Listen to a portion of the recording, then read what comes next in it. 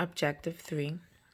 Decide whether the given number k is a zero of the polynomial function using synthetic division. We want to note that if the remainder equals 0, then the given k is a factor of the given polynomial. Example number 1. Example number 1, we have the function x cubed minus 4x squared plus 9x minus 6, where k is equal to 1.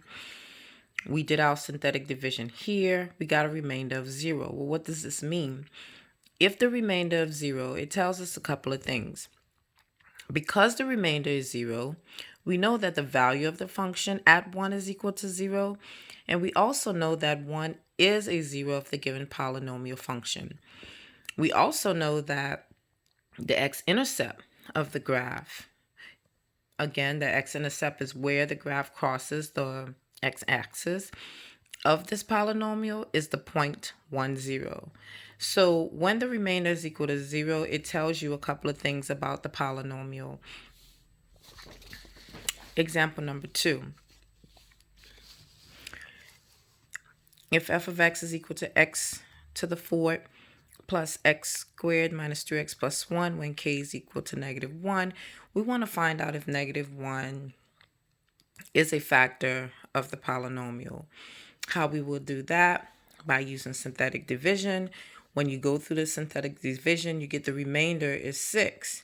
Well, since the remainder is 6, right, and it's not 0, we realize that we know that the remainder is not 0, so -1 is not a 0 of this polynomial.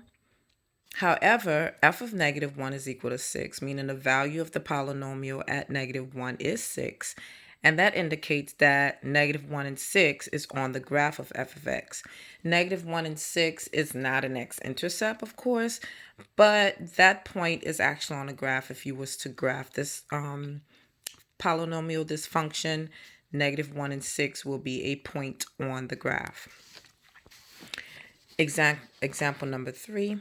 You want to go ahead and you want to see if -3 is a factor of this polynomial. Remember, in order for it to be a factor, the remainder, once you do your synthetic division, has to be 0. Once you try, see if you get the same thing I get.